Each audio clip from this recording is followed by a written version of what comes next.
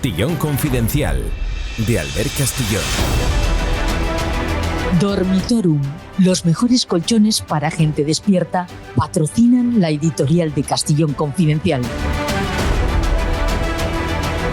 Bienvenidos, gente despierta, ¿cómo están? Gracias por su fidelidad. Les recuerdo que los jueves 10 de la noche, 9 en Canarias, tenemos directo. Abrimos líneas, hablamos de lo que quieran y escuchamos su voz cada jueves a las 22 horas 9 en Canarias. Por aquí, por este canal y por Castillón Confidencial Live, que deberían suscribirse. Ahí están todos los directos, solo directos juntos. Amigos, les vamos a descubrir una realidad y con datos oficiales del Ministerio del Interior que asusta. Si los narcotraficantes pudieran votar, y algunos lo hacen, votarían a Pedro Sánchez sin duda como candidato preferido, porque desde que él está en el gobierno, en el Palacio de la Moncloa, el narco en España aumenta y campa absolutamente en libertad en el estrecho de Gibraltar. Y no es casualidad. Les repasamos las fechas y les damos los datos oficiales que demuestran lo que digo. Miren, Pedro Sánchez recibió el sistema Pegasus de espionaje en su teléfono móvil las fechas del 19 y el 31 de mayo de 2021. Le sacaron mucha información, pero mucha más sacaron al ministro Grande Marlaska, el ministro del Interior. De Marlaska consiguieron 6 gigas de información y le espiaron varias veces durante todo el mes de junio, desde el 7 al 26 de junio de 2021. Ese espionaje presuntamente fue obra de los servicios de inteligencia de Marruecos. Y Marruecos consiguió una información privilegiada de varios ministros, pero principalmente de Marlaska y de Sánchez. 10 meses después, solo 10, Marlaska, con permiso de Sánchez, se carga la mejor unidad contra el narcotráfico que ha habido jamás en esa zona del estrecho. Oconsur, el órgano de coordinación contra el narco, había conseguido los mejores resultados. Curiosamente, Oconsur lo creó el propio Marlaska, solo 4 años antes. ¿Por qué te cargas la mejor unidad contra el narco 4 años después de instaurarla y con éxito? Todas las mentiras que han vertido sobre los miembros de ese equipo han perdido en tribunales y fueron falsedades para justificar lo injustificable. Lo injustificable es que la información que consiguieron del móvil de Marlaska y Sánchez pudo propiciar presuntamente un chantaje a ambos para acabar con esa unidad y permitir al narco campar libremente a sus anchas. Los 150 agentes de la Guardia Civil tuvieron que irse a otros destinos.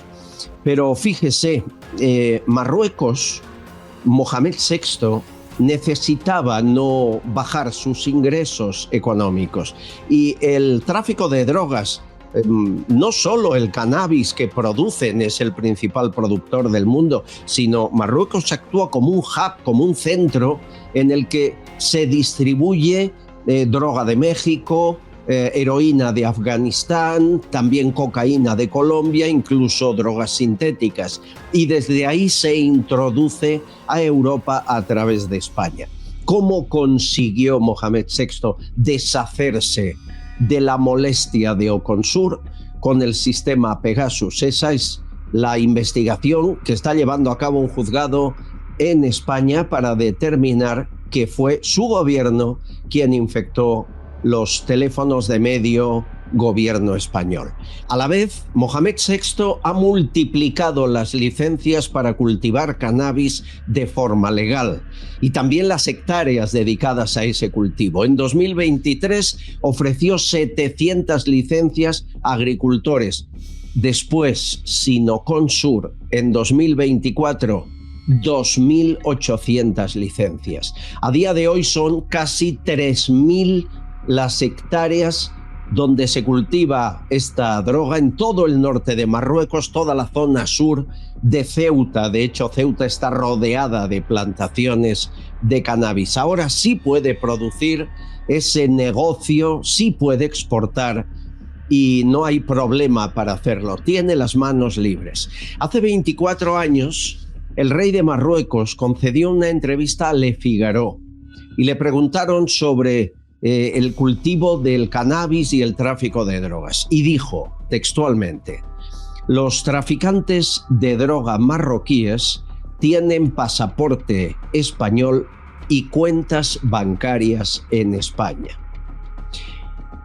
Siempre el objetivo es atacar, señalar a España como enemigo. Siempre buscar retorcer el brazo, amenazando con la apertura de fronteras, o ahora lo que lleva haciendo varios años y le hemos contado aquí en exclusiva, los indultos, las amnistías. De pronto amnistía a 4.000 presos que se van directamente a España a provocar lo que usted y yo sabemos. Esto es una guerra, sí, no es la de Ucrania, aquí no buscarán dinero para armas, pero es una guerra con batallas que se llevan a cabo cada día en Barbate, en Sanlúcar, en la línea de la Concepción, con la Guardia Civil en lanchas neumáticas y los narcos en grandes yates pagados por el narco. Pero vamos a los datos, porque la información hay que demostrarla. Las incautaciones de droga desde que ocurrió el caso de Ocon Sur en los principales lugares del campo de Gibraltar han descendido en picado. Ricardo Ferris, inspector jefe de policía y además experto en seguridad. ¿Es cierto que han bajado las incautaciones en el campo de Gibraltar de droga? Bueno, es realmente preocupante, porque desde el desmantelamiento, esto lo sabe todo el mundo, y la propia Fiscalía ya se ocupó en su momento, en el año 2022, de hacerlo público. Es cierto que desde el desmantelamiento de Ocon Sur, esos 150 agentes que actuaban en los 3 puntos especialmente más calientes de esa zona del estrecho, en concreto de Cádiz, estamos hablando de Línea de la Concepción, Barbate, en fin, los datos que te he enviado, pues las incautaciones de hachís han descendido vertiginosamente, así como el número de investigaciones abiertas, y sin embargo la entrada de hachís y otro tipo de drogas ha aumentado exponencialmente, así como la peligrosidad de todas las bandas que por la zona y alrededores se dedican a comercializarla. ¿Cuáles son esos datos, Ricardo? Pues estos datos recientemente hechos públicos por el Ministerio del Interior revelan, por ejemplo, que en los 3 puntos calientes que acabas de mencionar, la Línea de la Concepción, por ejemplo, las intervenciones han descendido un 22,6%, en Sanlúcar de Barrameda nada más y nada menos que un 32,3%, y en Barbate, pues imagínate, ¿no?, de triste recuerdo por los guardias civiles asesinados, descansen en paz, esas incautaciones han alcanzado casi la reducción ha alcanzado casi el 42%. Y ten en cuenta que estamos hablando de reducciones sobre ya reducciones que se habían producido en el año 2023. Es decir, esto demuestra que se desmantela Ocon Sur, que era un éxito absoluto, y campan a sus anchas las redes del tráfico de drogas. Parece que estemos trabajando para favorecerles. Se incauta la mitad de la mitad cada año y va bajando la cifra de incautación porque ni hay medios, ni hay personal, ni existe la unidad de élite. Aquí solo hay un beneficiado, ¿no? El narco. Efectivamente, el narco y el país de donde provienen todos esos narcos que se están lucrando, y de qué manera, a costa de la sangre y el padecimiento de tantos inocentes aquí en España. Y te pongo, por ejemplo, pues esa triste noticia que conocimos ayer mismo de la muerte de esa niña de solo 2 años en un tiroteo, en uno de los numerosos tiroteos que se producen entre clanes ligados al narcotráfico. En este caso fue en Extremadura, pero estamos asistiendo a tiroteos diarios porque todos estos clanes de narcotraficantes están armados hasta los dientes con armas que proceden de Ucrania.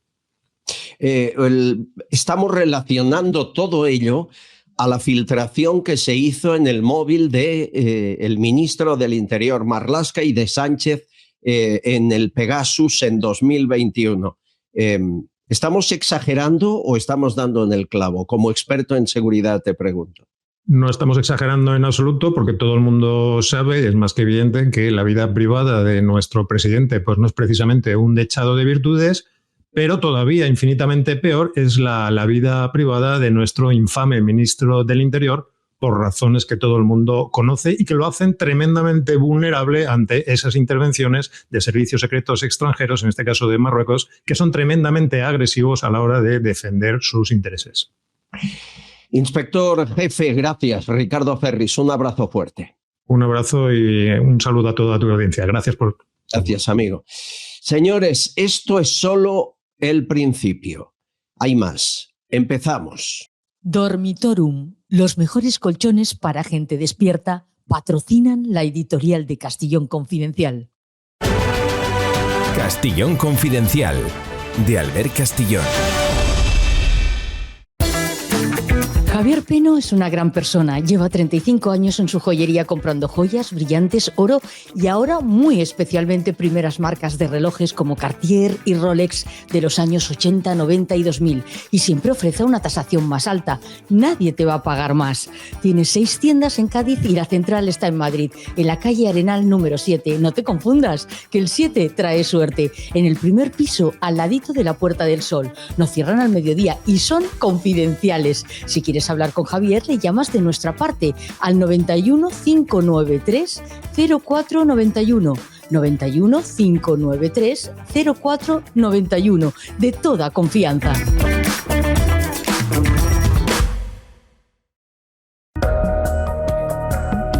Amigos, hace mucho tiempo que venimos anunciando que el asesinato de mujeres a manos de hombres es una lacra a la que nadie quiere poner solución.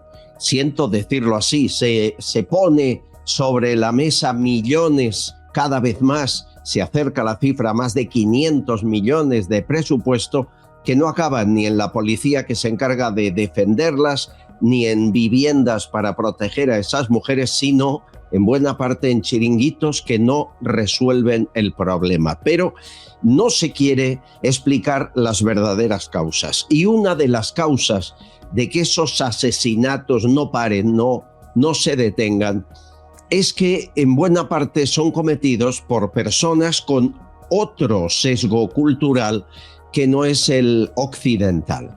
Los datos al fin corroboran lo que decimos y son los mismos datos del Ministerio de Igualdad. En lo que llevamos de 2025, la mitad de los asesinatos de mujeres en manos de hombres han sido cometidos por extranjeros. Quien firma esa información en The Objective y ha repasado los datos estadísticos, insisto, del propio Ministerio de Igualdad es Marcos Ondarra. Compañero, ¿qué tal? Muy buenas, Albert, un placer saludarte como siempre. Tú además comparas datos desde 2023 que van acrecentándose año tras año hasta llegar a estos 3 primeros meses con 50% de extranjeros. Dame las cifras. Mira, en primer lugar, es evidente que hay una voluntad de ocultación de estas cifras, porque yo lo que hago es, con cierta frecuencia, acudir al boletín estadístico del Ministerio de Igualdad, que es un boletín que contiene datos que son públicos, y con cierta regularidad me gusta acudir a él para precisamente ver cuál es la preeminencia de extranjeros en este tipo de delitos y en este tipo de crímenes. Y suelo hacerlo con una frecuencia aproximada de cada 3-6 meses, que es cuando publico estos datos en The Objective. A mí lo que más me sorprende de todo esto es que, siendo datos públicos y que no cuesta mucho acceder a ellos, sin embargo, haya tan poca gente, por no decir absolutamente nadie, en los medios de comunicación o en las esferas públicas, políticas, que hable de ellos. Si queremos datos, como bien has comentado al principio, de los 6 asesinatos de mujeres que se han cometido este año, pues 3 proceden de extranjeros, y hay que tener en cuenta que de los 3 españoles siempre podíamos estar hablando de algún nacionalizado, porque en el boletín del Ministerio de Igualdad solo se hace una distinción, que es español, extranjero. Pero no sabemos la nacionalidad de esos 3 que han matado. En los boletines estadísticos del Ministerio de Igualdad no. Habría que acudir a posteriori, años después, a los boletines del CGPJ, etcétera, para ir condena por condena viendo, en efecto, cuál era el origen del agresor. Pero a priori no habría capacidad de distinguir. No habría capacidad de distinguir dentro de los españoles quiénes son españoles de origen o quiénes han sido nacionalizados. De todos modos, según estos datos. Claro. Año 2023, 45% de asesinatos de mujeres extranjeros. Año 2024 bajó un poco al 36%. Tened en cuenta, y yo creo que es muy importante, que los extranjeros son el 13% de la población española. Es decir, de ese 13, en 2023, 45% mataron a una pareja o expareja, 36%, que sigue siendo mucho, y este año el 50%. ¿Se sabe por estadísticas anteriores nacionalidades de los que han cometido el crimen?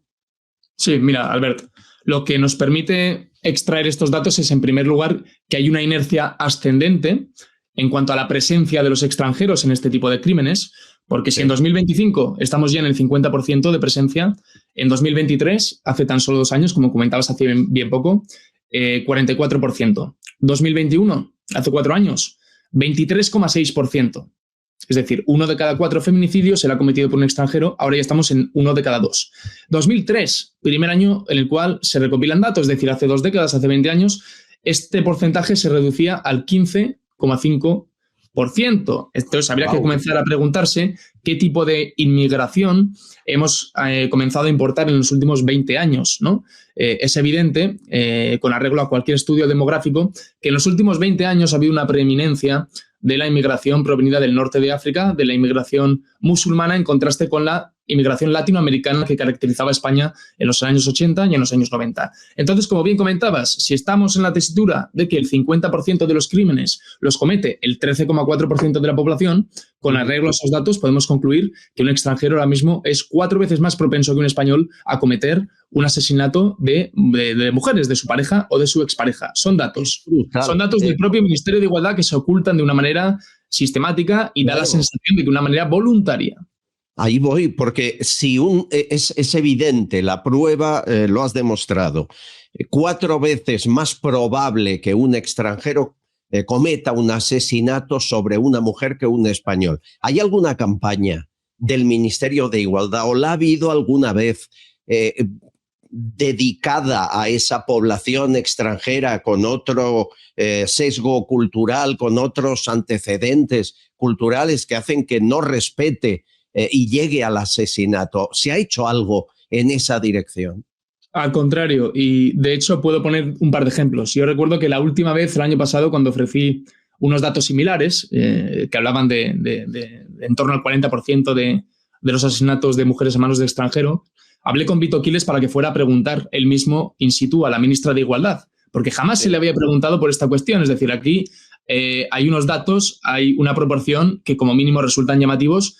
¿Y qué tiene que decir al respecto la ministra de Igualdad, que se supone que es una de las guardianas de la seguridad de las mujeres en España? Lo que respondió la ministra de Igualdad, Vito Quiles, es que no se podía hacer en ningún caso ese tipo de equiparación porque era una equiparación xenófoba. Entonces, estamos ante esa disyuntiva, ¿no? Ahora vemos cómo el feminismo está tratando de abrazar la causa antirracista, porque el feminismo per se está muriendo, entonces está intentando abrazar nuevas causas y una de ellas es el antirracismo. Y eso es lo que le está colocando unas anteojeras ante la realidad. No quieren contemplar la realidad si va en contra del discurso, no quieren ayudar a las mujeres si va en contra de la permanencia de un relato ideológico en torno al cual se están moviendo año tras año miles y miles de millones de euros. Y hay una segunda cuestión, hay una segunda anécdota, que es que el Ministerio de Igualdad, por ejemplo, ha fomentado el velo islámico. Ha fomentado el velo islámico de una manera flagrante en sus campañas de publicidad. En sus campañas de publicidad en contra del racismo, etcétera, etcétera. Y lo vemos en el último 8M, donde literalmente había feministas o había mujeres, que se infiltraron en el movimiento 8M con velo islámico precisamente para denunciar la hipocresía del movimiento feminista, y nadie les dijo nada al respecto. Al contrario, fueron asimiladas perfectamente por la marcha feminista. Entonces ahora mismo estamos viendo esa tensión en el feminismo institucional, en el feminismo hegemónico, que en última instancia es el único, de cómo articulan esto, ¿no? Es decir, cómo cogen la realidad de que hay una cultura, porque normalmente nos llaman racistas a quienes exponemos estos datos. Yo creo que en última instancia no nos estamos fijando en la raza, sino en la cultura. En la cultura, en lo que esa gente tiene en la cabeza, no en el color de piel. Porque esa gente probablemente tenga una consideración de la mujer bastante nefasta. Tengo una consideración de la mujer como un objeto a disposición del varón. Y eso a mí me preocupa, precisamente como una persona que le gustaría vivir en un país seguro para las mujeres, que es lo que parece que no interesa. Y a ver esa escena en la que Vito Quiles, por encargo tuyo, le hace la pregunta del millón a la ministra de Igualdad. Un matiz. Más que por encargo, que parece que soy yo su dueño, lo conversamos antes y lo convenimos que sería una buena idea. Escuchamos. Ministra, quería preguntarle qué le parece acerca de que la mitad de los asesinatos que hemos conocido de este año, en lo que llevamos de año, mujeres, han sido perpetrados por extranjeros. ¿Qué le parece esa cifra según el INE, el 49%? Yo creo que en ningún caso podemos hacer esa equivalencia, que es muy peligrosa y ahonda en otro problema que también tenemos en España, que es la xenofobia. No quieren ni hablar del tema, como tú bien decías, Marcos. Esto es casi perpetuar que sigan creciendo las cifras de mujeres asesinadas. No están con esta actitud, están condenando a futuras mujeres a una muerte casi segura. Es tremendo. En última instancia, lo que hay en juego es un negocio, ¿no?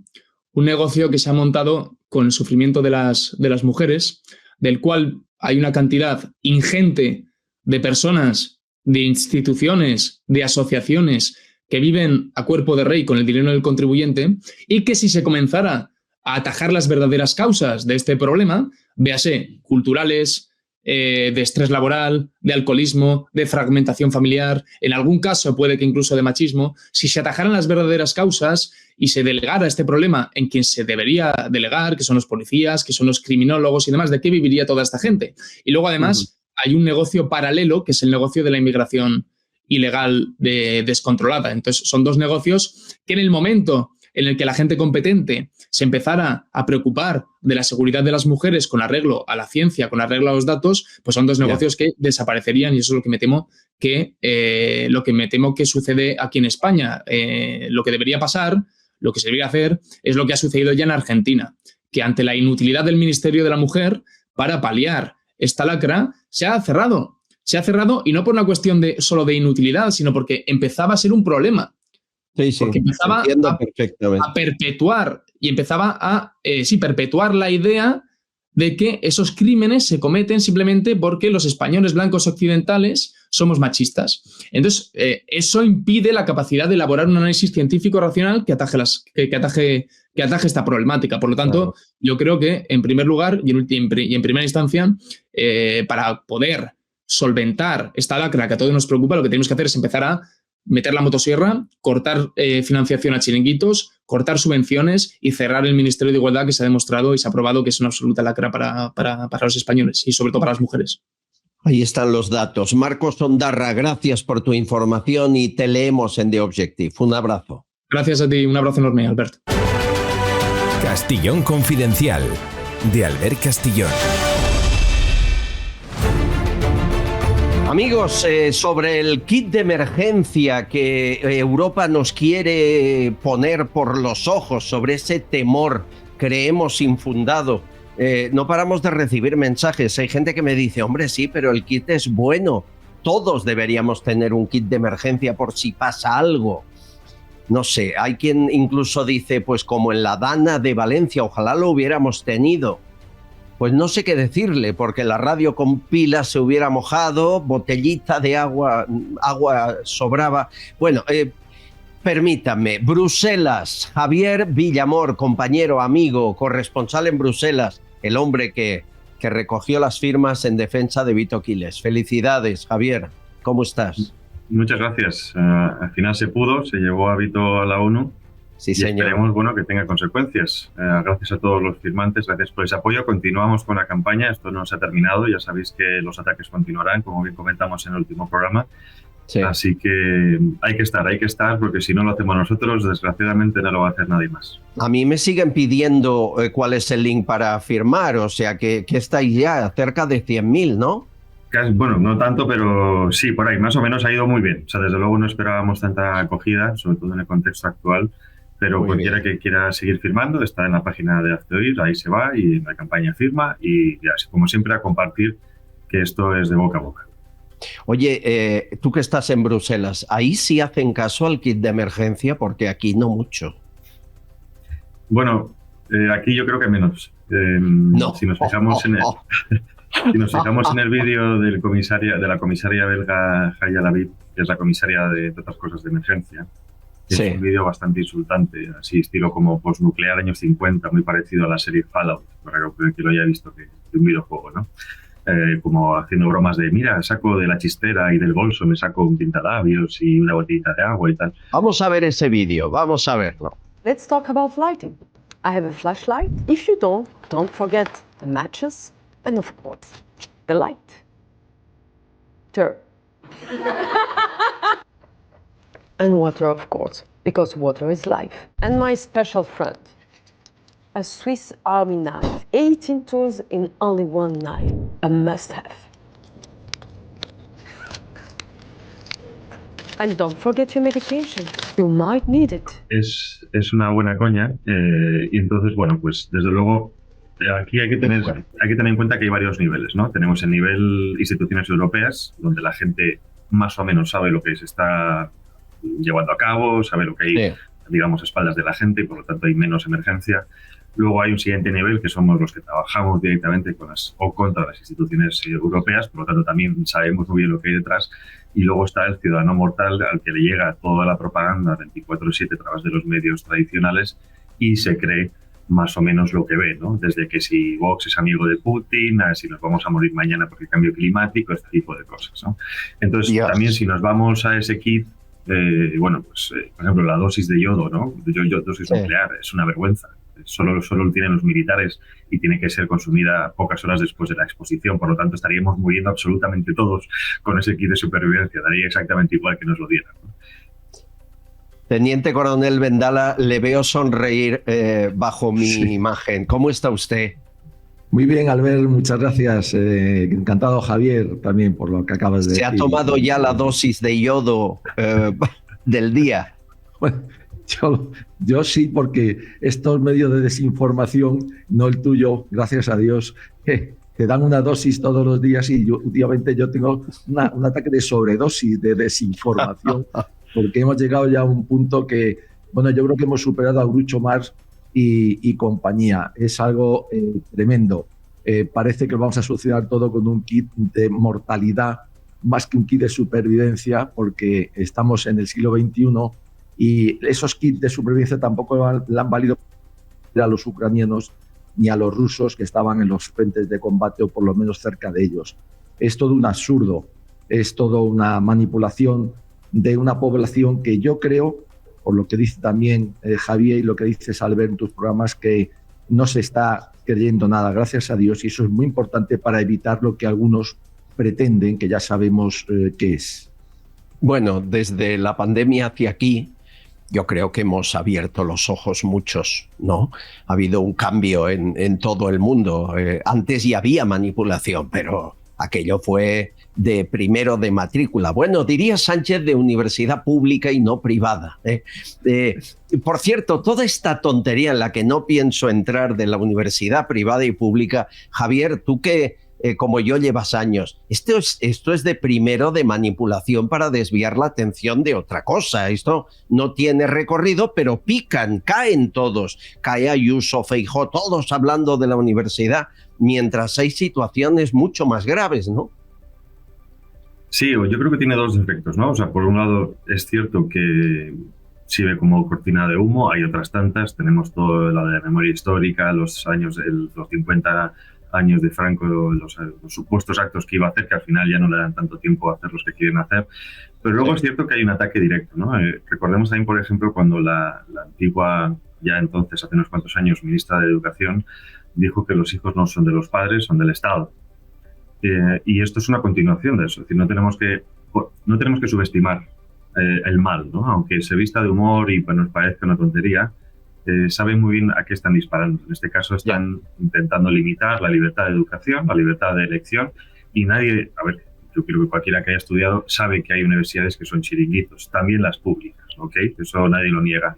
pero aquí lo que está intentando es restringir las capacidades o las opciones para que los padres puedan educar a sus hijos según sus propios valores, ¿no? Sobre todo hablamos de un ataque, cuando hablamos de la privada, sabemos muy bien que está hacia por la privada de ciertos valores, en concreto cristianos de alguna manera, ¿no? Y sobre todo para forzar a gran parte de la población a ir a la pública, donde van a consumir una serie de contenidos que ya sabemos cuáles son, ¿no? Justo ahora he visto una noticia recientemente que el 40% de los jóvenes entre 18 y 24 años se significaban como bisexuales. Bueno, pues si vamos 20 años hacia atrás, nos vemos que son 20 años de adoctrinamiento socialista con la connivencia del Partido Popular para que tengamos esos números. Entonces, si continuamos después en la universidad pública, pues nos podemos imaginar qué es lo que vamos a tener aquí dentro de muy pocos años. Bueno, ¿dónde se adoctrina mejor? En la pública, de calle, eso lo contaba ayer. Y luego también donde hay más presión social, donde hay más presión de los propios alumnos, ¿no? Claro, donde no se puede dar una conferencia en libertad, en la pública. ¿Quién subvenciona con más de 100.000 euros al sindicato de estudiantes? El gobierno. Está todo atado y bien atado para dirigir. A mí me preocupa, fíjense, estamos empezando abril y en este mes de abril el Consejo de Ministros va a aprobar una reforma de la ley de enjuiciamiento criminal y la instrucción de los casos penales la van a hacer los fiscales, se la quitan a los jueces. Y esto en un estado como el nuestro, en el que el fiscal general está imputado y sabemos lo que ha hecho, ahora crearán la figura del fiscal investigador e incluso limitarán las acusaciones particulares. Hazte oír estáis en muchos casos, como Justitia Europa, como Manos Limpias, como tanta gente. A lo mejor es esto lo que quieren callar. ¿Usted se imagina, don Francisco, que a la hora de juzgarnos, quien instruya sea un fiscal ordenado por Álvaro García Ortiz?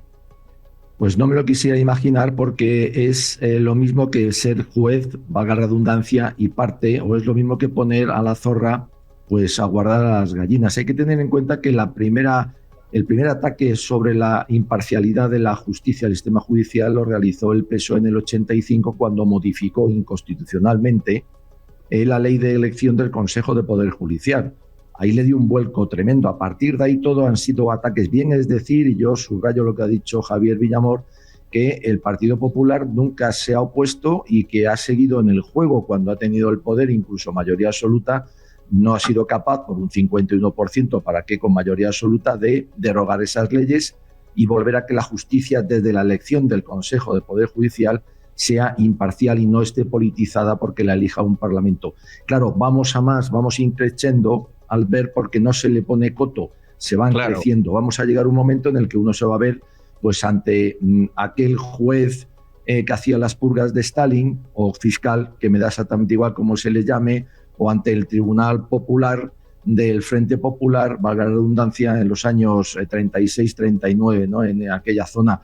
Es terrible porque es tremendo. Ahora, también hay que tener en cuenta una cosa muy importante. Lo hicieron desde el principio porque todos sabían que antes o después se iban a sentar en el banquillo, como estamos viendo. Y por lo tanto, nada mejor que tener al juez y ahora, por supuesto, al fiscal, que ya ni siquiera te acusa, de tu parte. En eso estamos llegando, y eso sí que es el acabose del mínimo que puede estar quedando de un Estado de Derecho que se convierte cada día más en un estado de impunidad. Eso sí, para los mismos, Albert, porque para los que dicen la verdad, a Teoir tenemos un caso, en ti tenemos otro, pues ese fiscal que al mismo tiempo es juez, instructor, juez y parte y zorra cuidando a las gallinas, pues arremete con todo su poder, que lógicamente la justicia pues es muy grande siempre. El fiscal Ignacio Gordillo estuvo toda la vida en la Audiencia Nacional, es amigo, de vez en cuando colabora aquí, y le preguntamos directamente hace pocas semanas al respecto de si esto ya es una dictadura. Escuchen, ¿estamos en una dictadura, fiscal? Pues mucho me temo que sí, una dictadura, casi una dictadura jurídica, porque controlan el legislativo, controlan el ejecutivo, y el poder judicial lo intenta controlar a través, como decíamos, del fiscal general del Estado, a través de eliminar leyes o disposiciones legales que son necesarias para luchar contra la corrupción, y también en un tribunal constitucional que todos sabemos que no tiene ningún valor actualmente, porque está formado por personas de la política. Nuestra gran confianza, el Tribunal Supremo, nuestra gran confianza, como siempre hemos dicho, dicho Europa, pero habrá que ver si Europa realmente en estos casos no actúa con intereses ajenos y actúa realmente con la idea de defender la ley, la Constitución y el Estado de Derecho. Tú estás en Europa, yo también, pero tú estás en Bélgica, sí. Javier Villamor. ¿Tú confiarías en la Unión Europea para frenar estas locuras dictatoriales de Sánchez? Desgraciadamente no, y así se ha demostrado. Llevo aquí casi 2 años, cubrí la presidencia rotatoria de España, me comí todo el tema de la amnistía, sigue pendiente, ¿no? Mis fuentes, por ejemplo, en la comisión dijeron en su momento, estamos hablando hace ya más de 1 año, año y medio, que la amnistía no se iba a tocar al menos en el tiempo de 1 año, que fue lo que se tardó en atacar o en condenar oficialmente al gobierno de Orbán. Después se dijo que no iba a salir antes de que se conformara la comisión para que Sánchez pudiera apoyar a von der Leyen, y desde entonces ha pasado 3 o 4 meses y seguimos en las mismas, ¿no? Lo último que he sabido es que hay, digamos, Pumpido está poniendo la sexta, por así decirlo, no la sexta de televisión, sino la sexta marcha, que también esa la pone sexta, cada día. La pone todos los días, para intentar sacarlo en mayo, junio a más tardar, la ley de amnistía. Vamos a ver lo que pasa en la Unión Europea. El problema aquí lo que han prometido a Santos Cerdán le ha prometido en Suiza a Puigdemont, ya hace meses, que en mayo, junio está hecho y que en verano él puede volver. Exacto, aquí el problema que nos encontramos son los tiempos, ¿no? Que es el Partido Socialista es experto en manejarlos. Entonces, por mucho que se aprobara en España, mayo, junio, y después se reclamara a instancias europeas, estaríamos hablando que en otro año no se pronunciaría, ¿no? Tranquilamente estaríamos yendo a mitad de 2026. Por lo tanto, ya estarían aquí y no pasaría absolutamente nada, porque no creo que se tome ninguna acción después de que el Tribunal Europeo de Derechos Humanos dicte sentencia, si es que la dicta. Por desgracia, no podemos confiar en las instituciones internacionales, y menos en las europeas. Digo por desgracia. Hace unos cuantos años, hace unos 20 años, seguramente sí, pero la politización que ha sufrido de las últimas 3 comisiones en los últimos 15 años es absoluta. Se está erigiendo como un superestado, ¿no? con sus propios intereses. Lo hemos visto, por ejemplo, con el caso de Le Pen, y lo hemos visto con Rumanía, casi lo vemos también con Alemania. Y poco a poco la Unión Europea se está protegiendo de cualquiera que le puede causar problemas. Tú has mencionado, o estamos hablando ahora del tema judicial, también están atacando a los periodistas, están atacando toda la independencia mediática, tildándola de bulos, de desinformación, simplemente porque les hace daño. Entonces, poquito a poco, con la excusa de emergencias climáticas, de guerras de Ucrania, de aquí por allá, van cerrando la cuadratura del círculo. Lo de Marine Le Pen ya lo comentamos ayer, pero esto huele mal, señor Vendala, Villamor, esto huele mal. O sea, yo sé que el caso puede ser muy grave, pero ¿en qué momento lo aceleran? ¿Cómo no permiten recurso? ¿Cómo corren para que no llegue a 2027 a las elecciones? Ya lo hicieron en Rumanía. Turquía está en la calle porque se cargan a un aliado de la OTAN, se carga al jefe de la oposición y lo mete en la cárcel. Esto... Vamos, yo me planteo, si ahora por lo que fuese Santiago Abascal pudiera ganar unas elecciones, no le dejarían gobernar en España, Francisco. Me temo que algo inventarían, ¿no? Algo inventarían, cualquier cosa, pero es que esa es la deriva de la Unión Europea desde hace mucho. Es un sistema, es una oligarquía que lo que hace es que digamos, colapsado todo el sistema para poderlo manipular. Lo estamos viendo, además es transnacional, puede actuar como estamos viendo en cualquier país del mundo. Eso es algo que a lo mejor no habíamos sospechado todavía. Bueno, lo que ocurre en España no va a ocurrir allí. No. Sí. Es mucho más grave porque el sistema está tan estable que puede llegar a todas las naciones. Hablamos también de Georgia, que queda muy lejos, pero ha ocurrido lo mismo. Entonces, yo creo que el problema es cada vez más grave. Y yo estoy barruntándome que este sistema está muy fuerte y no va a deshacerse o a neutralizarse con facilidad, y eso es lo peor para todos los ciudadanos, no solamente europeos en el sentido europeo, sino de cada nación. Esos cordones sanitarios que se hablaba, que sonaba también sanitario, suena a sanidad, a salud, no, ya era por sí terrible esas coaliciones que vulneraban las elecciones que se producían, pero es que estamos viendo que la cosa es todavía muy superior porque tienen esa facilidad y parece ser que incluso ningún país, sea cual sea el gobierno, se logra de alguna forma oponerse a ellos. Es muy grave lo que estamos viviendo en Europa en cuanto a una deriva autoritaria como mínimo, si no decir, como ha dicho el fiscal, dictatorial. Desde luego en el caso de España está clarísimo. Un ejemplo, bueno, van a ver... Dime, por favor, Javier. ¿No? Para que veamos también cómo está, o sea, cómo la Constitución Europea se hace con el Partido Socialista, el Partido Popular, ¿no? A la CDU o incluso, el EPP o el RSD. A nivel alemán, el Partido Popular reconoció al día siguiente de las elecciones, muy parecido a lo que tenemos en España, que no iba a cumplir nada de lo que dijo de la inmigración. Pero hasta tal punto de que recientemente ha estado la nueva ministra de Exteriores yendo a Siria, a Damasco, a reunirse con el gobierno terrorista islámico, a decirles que Alemania necesita migrantes. Es decir, han invertido más de 500 millones solo Alemania. El paquete de ayuda de la Unión Europea supera los 2,7 mil millones de euros y se va la ministra de Exteriores de Alemania a Siria a pedir inmigrantes para Alemania. Es decir, es toda una locura constante. Cada día nos sorprenden con algo nuevo. Hoy, precisamente, el martes, acaban de eliminar la protección parlamentaria a un diputado de AfD porque hace 3 años subió un meme con los líderes alemanes con el brazo en alto como si fueran nazis, ¿no? Y como está prohibido el saludo nazi, hoy el martes le acaban de quitar la protección parlamentaria para que pueda ser juzgado en Alemania. Pero en cambio, por ejemplo, lo que estábamos hablando, ¿no? Casos de corrupción, tenemos lo de Christine Lagarde, tenemos lo del Qatargate, tenemos el Morocco Gate, tenemos lo de Huawei, y no pasa absolutamente nada. Es una absoluta vergüenza. Es increíble. Bueno, y hablando de situaciones rocambolescas, lo van a ver, yo nunca lo había visto, salen los miembros de la conferencia episcopal y les abuchean en plena calle en Madrid. Esto no tiene precedentes. Decenas de personas se concentraron frente a la conferencia episcopal para protestar contra los obispos por colaborar en la profanación del Valle de los Caídos. ¡Qué poca vergüenza! Defiendan el Valle, que es un lugar sagrado, es su obligación. Su obligación. Defiendan el Valle.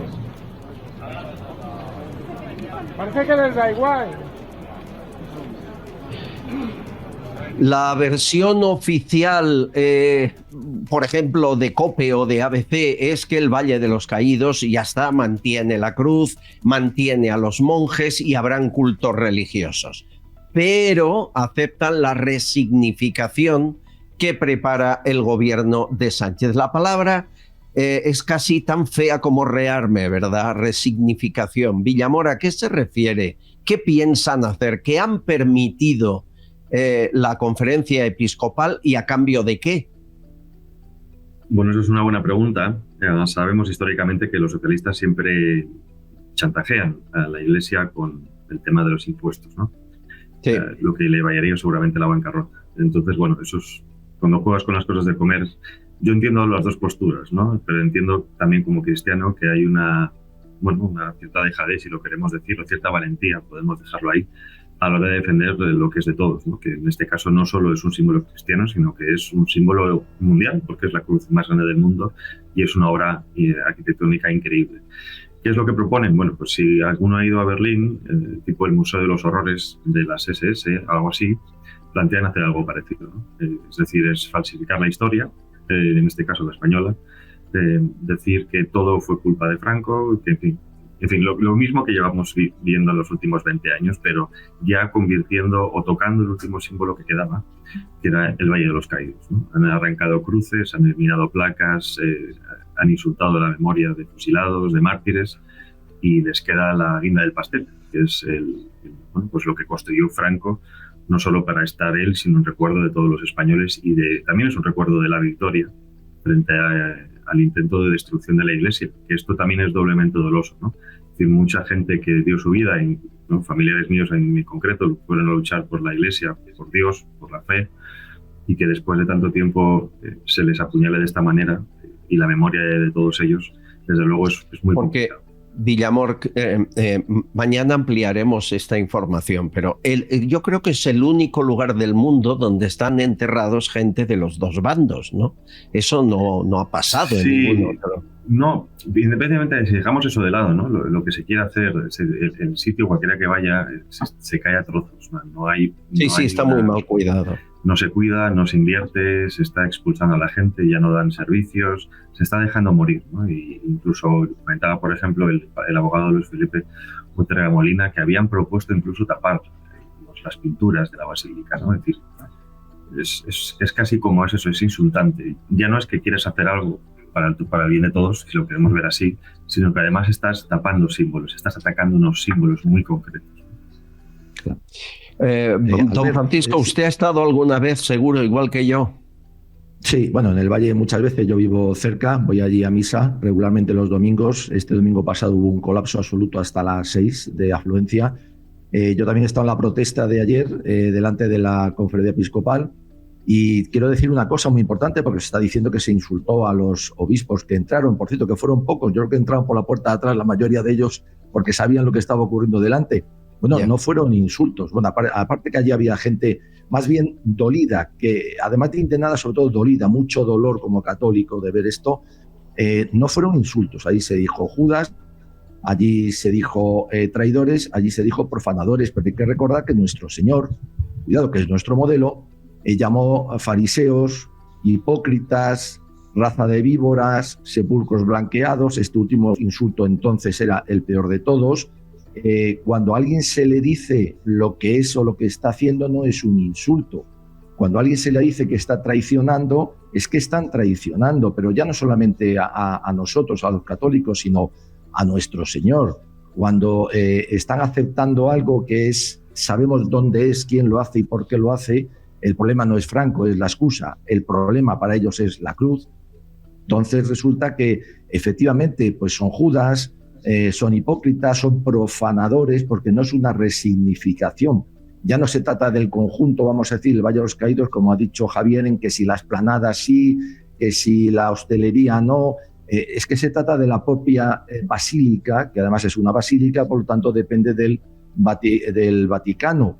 Fue consagrada así por Juan XXIII, ahí está el edicto. Bueno, pues estas personas están haciendo eso. Ahora nos vende Monseñor Cobo, que dice que es que ha salvado lo peor porque querían cerrarlo.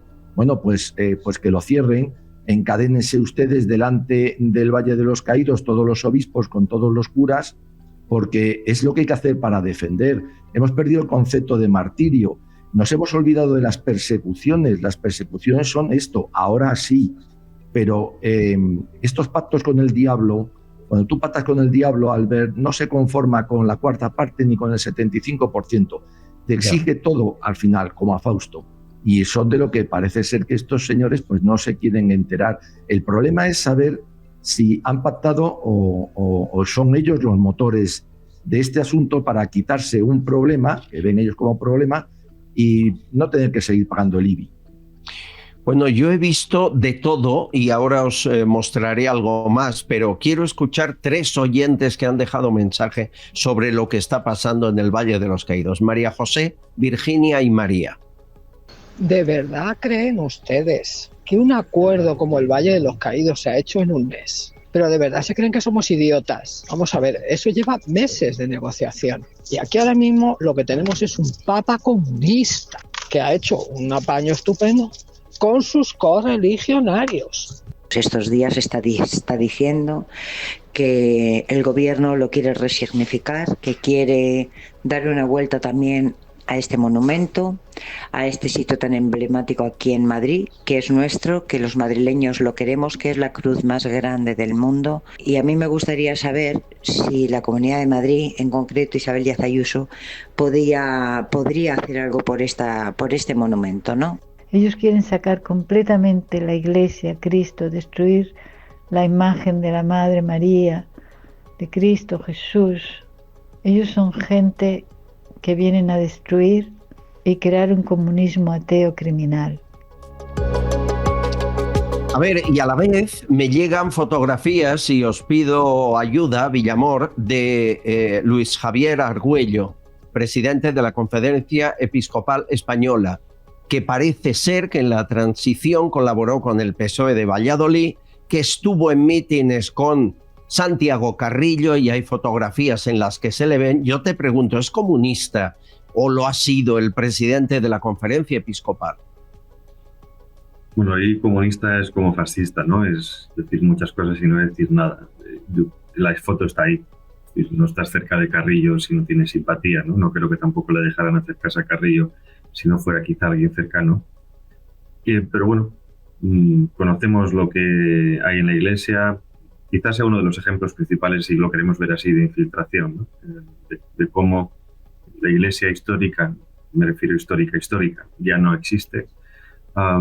Y hay una serie de ciertas ideologías, o como queramos verlo, que están influyendo en su postura política. Recordemos además que al día siguiente de este pacto, de esta polémica, esta misma semana, se ha anunciado, o él mismo se ha anunciado, el señor Argüello, como mediador para que motivara a los PSOE y al PP para que legalicen masivamente a 500.000 de inmigrantes ilegales, ¿no? Sí, sí. No sé quién está manejando ese barco, ¿no? O ese coche, pero desde luego no me parece muy inteligente salir con eso, con la que está cayendo.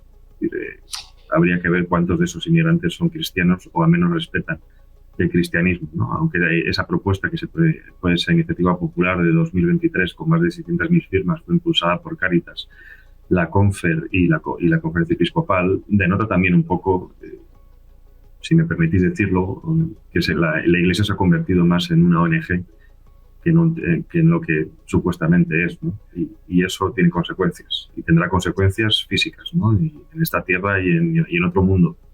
Pero desde luego es muy difícil, la sensación de abandono es muy complicada, sobre todo porque ves a otros grupos cristianos con tibios, con miedo, con grupos de poder, ¿no? Hablamos de algunos grupos religiosos con mucho poder en España, creo que todos ya sabemos cuáles son, que no hacen mucho tampoco por evitar todo esto, ¿no? Prefieren ponerse de lado. Todas las posturas son entendibles, pero hay momentos en los que tienes que dar la batalla, independientemente de las consecuencias, ¿no? Decía Luis Felipe cuando le entrevisté que esté perdido nuestra batalla, hay que darla. Tenemos el privilegio de la lucha.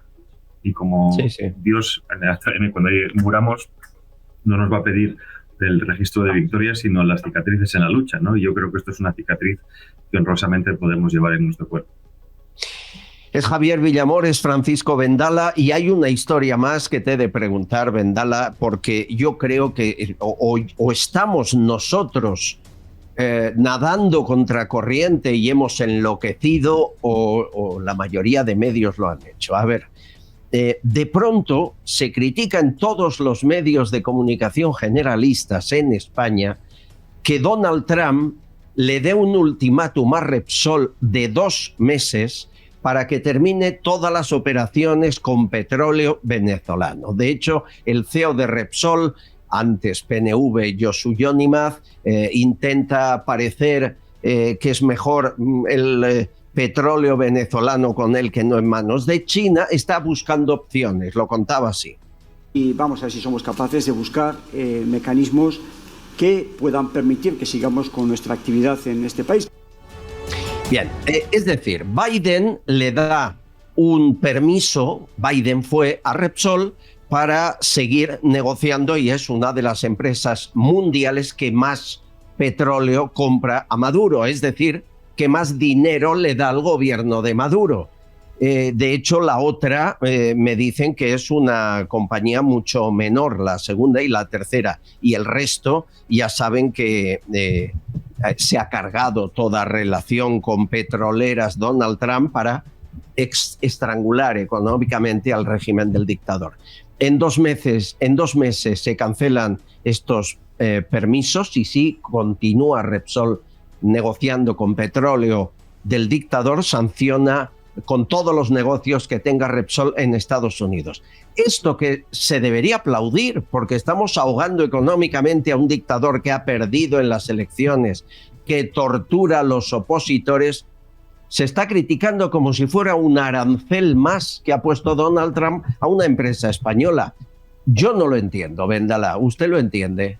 Bueno, yo lo entiendo, Albert, por la deriva tremenda que lleva España. Quiero aquí recordar a tus seguidores que fuiste el único medio de información que no cayó en la trampa famosa aquella de que si los mercenarios iban a llegar a Venezuela, que aquello iba a ser a sacarlo, que si los norteamericanos iban a invadir para sacar a Maduro. No, ahí tú dijiste que no, lo dijiste en varios programas, fuiste el único, y se está demostrando que Trump, a pesar de su histrionismo, que lo tiene, y ser muy particular, es muy inteligente y sabe dónde puede presionar más o menos. Aquí lo está haciendo a través de donde más le duele, en el zapato a Maduro. El problema es que fíjate cómo está España, que prácticamente se está quedando sola en ser el único país que sigue manteniendo esa terrible dictadura, como tú dices, que has retratado perfectamente. Es decir, el problema, Albert, es lo mal que estamos, porque por ahí fuera están mal, porque bien, en muchos aspectos,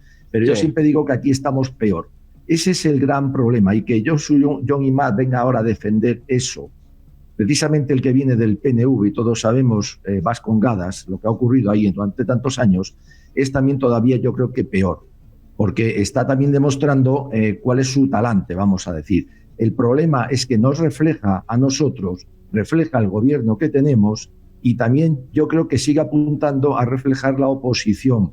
Y ese es nuestro gran problema, que sigamos manteniendo Repsol ahí, cuando lo que tenía que hacer es haberse ido la primera, porque España tiene un ascendiente sobre Hispanoamérica, yo creo, lo sigue manteniendo más o menos, pero no lo hacemos valer. Y hubiéramos sido una pieza muy importante. Trump está haciendo lo que tiene que hacer para no crear tampoco un conflicto, pero lógicamente tiene que presionar a este hombre. Bueno, pues aquí vamos contracorriente, como has dicho, pero en el peor de los sentidos. Pero aquí Sánchez se rasga las vestiduras, es el mejor amigo de Zelensky, le da 1.000 millones, que luego no le da, que le engaña y juegan a hago ver que te lo doy, pero compra más gas a Putin que ningún gobierno de Europa. Compra cada vez que va usted a una gasolinera Repsol, a su coche, le pone gasolina de Maduro y financia a un dictador, y esto es el gobierno español quien lo permite. ¿Cómo? Bueno, te iba a preguntar por qué Europa le deja, ya lo dejamos, Villamor, porque estaría todo el día preguntándote la misma pregunta y no, es absurdo, ¿no? Ahí también hay gasolina de Maduro y gas de Putin cuando vas a tu casa o a llenar el depósito. Aquí hay gasolineras de Rusia. Aquí hay gasolineras de Rusia. Pues, al final, ¿verdad? El negocio es el negocio. Por eso es importante que nuestro trabajo como periodistas para desmontar la narrativa, el relato, ¿no? Es todo puro relato y la gente sigue cayendo una y otra vez. Pero bueno, hay que continuar. Porque pero es tremendo, ¿eh? Nadamos contracorriente, estamos locos, no sé, señores. Es todo muy complicado. Bueno, al menos se más fácil de lo que parece. Sí. Ha ocurrido algo en las últimas horas que me parece curioso. Juan Pablo González es el director de Traxatec. Traxatec es una empresa pública y es la que contrató a la prostituta de Ábalos, a Jessica. Y le pagó, bueno, las empresas públicas han contratado a casi todas las prostitutas de Ábalos, pero esta es especialmente flagrante porque ahora el caso está en los tribunales. Ha ido a una comisión y le han preguntado qué hacía, si iba a trabajar, quién la contrató, todo. Este es un resumen con pregunta del PP que añade la guinda al pastel. En todo momento, la persona en la que me está preguntando, el cliente nos decía que estaba trabajando en sus instalaciones. Está asignada a la presidencia de Adif Jessica Rodríguez, concubina de Ábalos. De acuerdo a la información que nos envía Adif, sí. Es decir, Traxatec la contrata porque Ábalos descuelga el teléfono a través de Coldo y le asignan que trabaje, o sea, que no dé palo al agua porque declaró que nunca fue a trabajar, bajo las órdenes de la presidenta de Adif. ¿Quién era la presidenta de Adif? Isabel Pardo de Vera, que le hizo el favor a Ábalos de decir voy a hacer ver que trabaja, le pago cada mes, pero aquí no lo pisa. ¿Quién es Isabel Pardo de Vera? La hermana de Ana Pardo de Vera, directora del Diario Público. Uno se acaba preguntando si hasta los periodistas, las hermanas de los periodistas del régimen colaboran en colocar a las trabajadoras sexuales del ministro. Javier, son capaces, ¿no? Bueno, hay de todo, pero el problema de todo esto es que bueno, lo que estamos viendo es que el Partido Socialista controla absolutamente el Estado, como bien decían, esta dictadura fiscal o esta dictadura judicial, y desgraciadamente todo lo que estamos viendo no creo que tenga muchas consecuencias. Ábalos sirve como punching ball, si lo queremos ver así, para que todo el mundo se centre en él y no en el Partido Socialista, ¿no? Y esto le está viniendo muy bien también a Pedro Sánchez. Y si desaplica, desde luego no será ahora. Que no sea el número 1 del que se habla, sino los que ya están quemados. ¿Eso incluiría a su mujer y su hermano, si hace falta chicharrarles un poco más? Sí. Bueno, sí, bien. Sí. Vale, bien. Vamos por buen camino. Me dan un minuto y les cuento. Vuelvo con vosotros. Que hay un colaborador de este programa que se va a la Universidad de Salamanca a dar una charla y quiero hablar con él. Estás escuchando Castellón Confidencial. Papá, ¿por qué bebes Vichy catalán? ¿Cómo que por qué bebo Vichy catalán? ¿Pero tú no sabes que a todo el mundo le gusta? Mira, ¿te has fijado en los cantantes? Siempre piden uno al salir al escenario. Ahora mismo personas de todo el planeta están pidiendo Vichy catalán. Y bueno, los influencers son todos fans del Vichy. Si hasta existe un emoticono, la gente lo pide siempre que hay que celebrar algo. Por eso a los deportistas cuando llegan a la meta se los dan de 2 en 2. Hay quien pide Vichy catalán debajo del agua. Bueno, hasta en la luna lo piden. ¿Qué? ¿Quieres probarlo?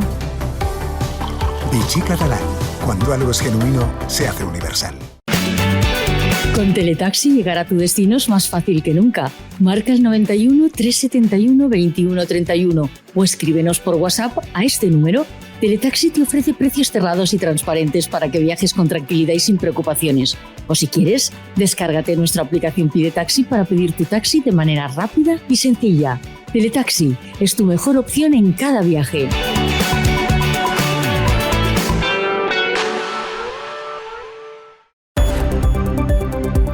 Amigos, un colaborador de este programa estará participando mañana en un debate muy interesante en la Universidad de Salamanca. Es mañana a las 12 del mediodía. Está nuestro invitado, que ahora os lo presento, junto al portavoz del PSOE en Salamanca. Un debate, un cara a cara. Y el tema, 47 años de partitocracia. ¿Dónde quedó la democracia? Yo no me lo perdería, desde luego promete. El colaborador que va a estar en esa universidad es Pedro Gallego, nuestro amigo, el ingeniero, el bombero, el experto. ¿Qué tal, amigo? ¿Cómo estás? ¿Qué tal, Albert? Gracias por entrevistarme y por promocionar esta charla que creo que es muy necesaria. En la Universidad de Salamanca a las 12 va a estar lleno. Claro que te enfrentas a José Luis Mateos, que además de ser portavoz del PSOE en Salamanca es doctor en Derecho Constitucional. No lo vas a tener fácil, ¿eh? Bueno, de eso se trata. Yo lo que estoy contento es que han sido una asociación de alumnos quien se puso en contacto conmigo para que asistiera como ponente y finalmente decidieron este formato. Yo, en un lado, vamos a decir, de la postura de la política en España y otro lado, que evidentemente sabemos que va a defender este régimen, este sistema, pues este doctor en Derecho y portavoz del Partido Socialista. Lo que creo que al ver estoy contento porque has visto, y como has podido contar en tus programas, se ha vuelto prácticamente una hazaña ir a debatir a las universidades. Se pone un veto a determinadas supuestas ideologías y ni siquiera se da la oportunidad de defender una postura y criticarla dialécticamente. Y yo creo que esto es muy negativo porque lo que se trata es de discutir, debatir con unas reglas de juego y una regla dialéctica para llegar a soluciones y por lo menos describir lo que tenemos. Yo espero que no haya problemas en la Universidad de Salamanca, que me parece muy seria. No es la Complutense, con perdón, pero ahí hacen las cosas muy bien en Salamanca, según me cuentan. Ahora, el problema prevalece. Fíjate que tú fuiste el primero de los tertulianos que puso en duda la Constitución del 78, a la que tanto aplaudimos durante años. Y a partir de ahí se ha ido manteniendo esa duda y ampliando esa duda hasta el día de hoy, en el que son muchos los que dicen que estamos aquí porque esa Constitución podría haberse hecho mejor. Tú sigues pensando eso, ¿no? Claro, yo creo que cuando tuvimos, yo por lo menos, el gusto de conocerte, aunque fuera primero virtualmente, pues en mis primeras declaraciones, por llamarlo de una forma, en tus programas, pues fue precisamente discutir el sistema. Claro, si no hacemos un diagnóstico adecuado, las soluciones siempre van a ser erróneas. Y lo que considero desde la plataforma que defiendo, que es la del realismo político, es que los diagnósticos que se han hecho sobre los problemas que padecemos en este sistema han sido erróneos, porque consideran de partida un hito muy positivo todo lo que se hizo en el año 78 con esta Constitución, y a partir de ahí todo lo relegan y lo delegan en la voluntad de aquel partido que quiere hacerlo bien. Yo defiendo lo contrario. Yo no pienso nunca en la buena voluntad del político. Considero que la democracia se basa en la desconfianza, en que los ciudadanos tengamos un mecanismo de control del poder. Y esta Constitución no lo permite. Y simplemente una cuestión. Albert, yo tengo ideales, pero yo no soy idealista. Soy materialista, o sea, me muevo con los hechos, las realidades. Yo no considero que haya ni mucho menos ni una Constitución ideal ni una maravilla perfecta. La corrupción es inevitable. Ahora bien, hay corrupciones que, siendo inevitables, tienen mecanismos para combatirla. Yo no digo que lo que yo proponga vaya a acabar con toda la corrupción y sea la maravilla, una Arcadia feliz. No, lo que yo propongo es que tengamos la posibilidad de tener herramientas para combatirla, cosa que hoy no ocurre. Bueno, y que estamos atados de pies y manos, lo estamos comprobando con los casos de corrupción que nos rodean, y oficialmente no podemos hacer mucho, sino muy poco. Bueno, mañana, 12 del mediodía, Universidad de Salamanca, prepárate, ponte corbata, lo primero.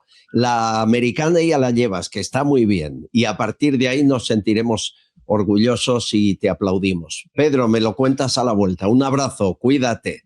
Un fuerte abrazo. Adiós, amigo. Castillón Confidencial, de Albert Castillón.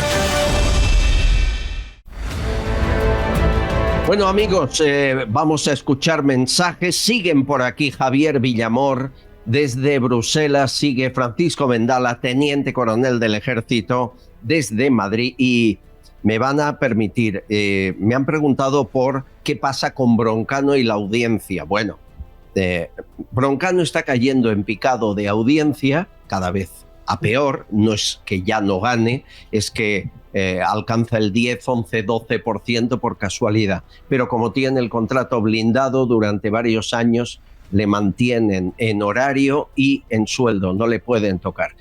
Solución de Televisión Española para ayudar a Broncano: gastarse 3,5 millones en publicidad de su dinero que no tiene porque está en bancarrota. Y así promocionan a Broncano, y lo que harán por las tardes, que es el Sálvame, con Belén Esteban, María Patiño, le van a llamar la familia de la tele. Cada programa de Broncano, cada uno, nos cuesta 87.000 euros cada noche. Pero es que ahora cada tarde de Sálvame nos costará 81.538. Cada día. Solo entre los dos, 170, 180.000 euros diarios. Pero para la ELA no hay dinero. Y nos si lo hay también para Cintora, no olvidemos que Cintora Cintora va, es verdad. Empieza con el programa de la 2 también, hecho para desmontar bulos. Cintora en la 2 desmontando bulos. Esto es como el de conspiranoicos de la Sexta, ¿no? Esto es lo que está generando, o sea, esto es como vemos la estructura a nivel europeo, ¿no? El oficialismo construyendo medios y programas para decirte a ti, ciudadano, que ellos son los que tienen la razón. Esto es un totalitarismo absoluto, ¿no? Bueno, lo curioso es que para acabar con nosotros tres, utilicen nuestros propios impuestos. Hombre, al menos págatelo tú, ¿no? Págate tú las balas. No. Con nuestro dinero van a deshacer nuestro trabajo. Tontos no son.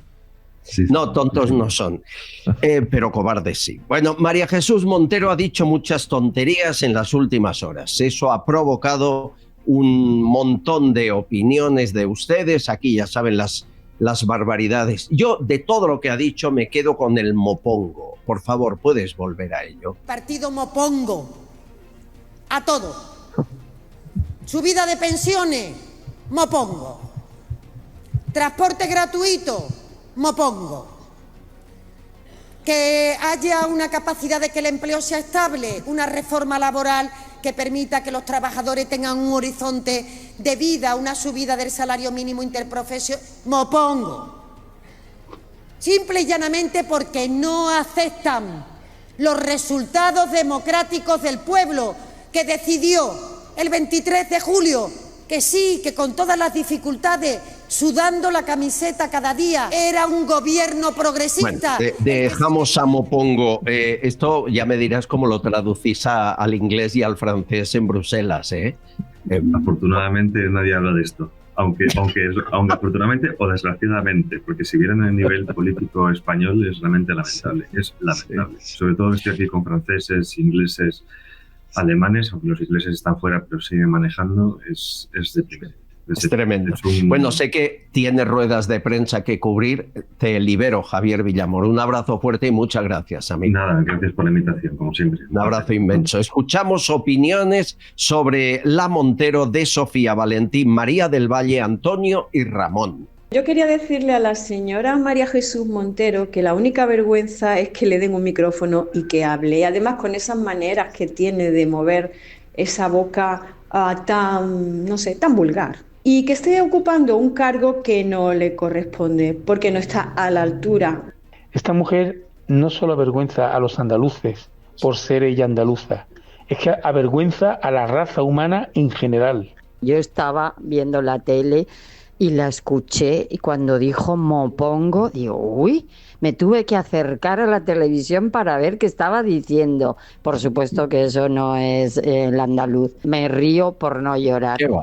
Las declaraciones de la ministra de Hacienda referente a que la palabra de una mujer debe tener preponderancia sobre la presunción de inocencia, lo que demuestra únicamente es que estamos gobernados por delincuentes. Si el afectado fuera un familiar de ella, cometería este atropello contra el Estado de Derecho y contra la mitad de los ciudadanos españoles que somos los hombres, efectivamente no, porque el fiel socialista está por encima del bien y del mal de la ley del orden.